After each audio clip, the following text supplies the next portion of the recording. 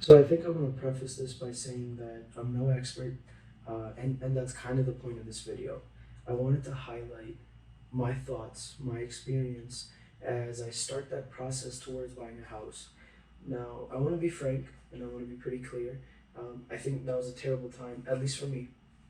Somebody else's situation may be different, but I think for me, the time is wrong, at least to go ahead and purchase a home.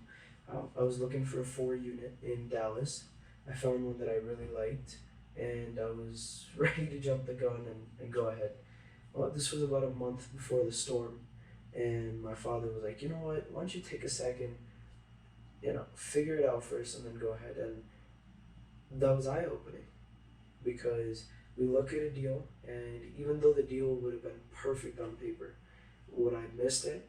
I said I missed out on the best deal of my life. You never know what's coming next. So it is a frightening step. It is a major step, and it's a very expensive step.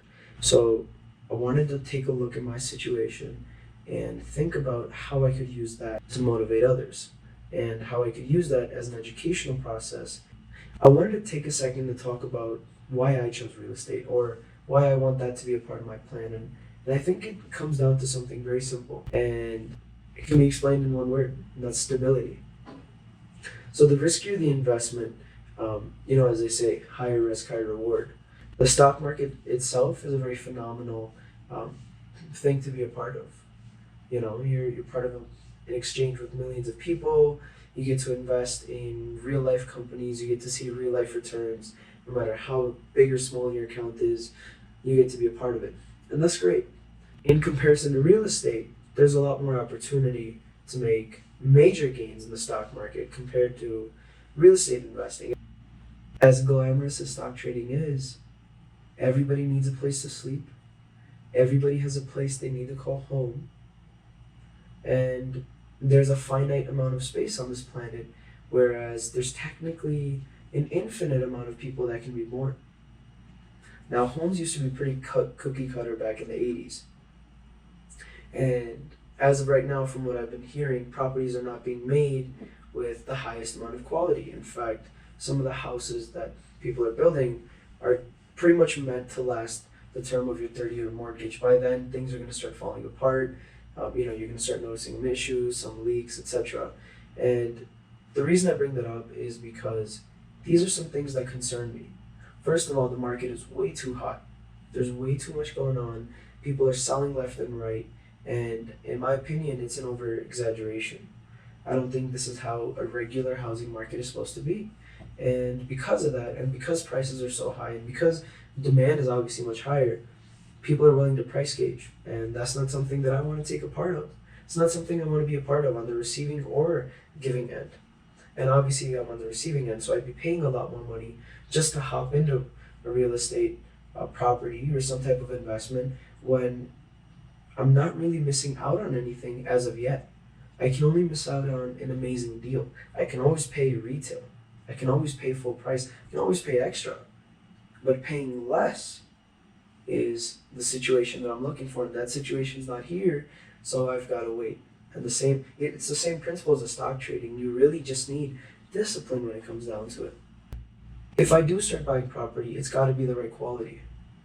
One of the issues with the 4 unit in Texas was that it was built in the early 80s, and the fact that the roof had only been changed once in 40 years, that was a little bit concerning. So because the quality didn't match on that property that I was necessarily looking for, I had to say no. Along with the fact that I was recommended not to, of course.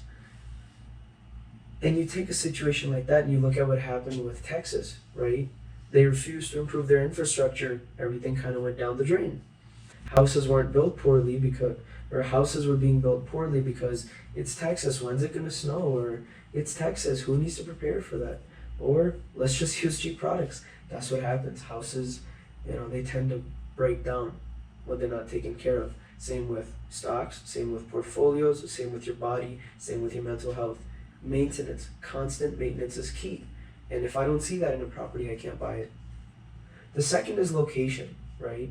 Being in Los Angeles, The one thing that has been made abundantly clear for me is if you drive 15 minutes in any direction, you're in a completely different area.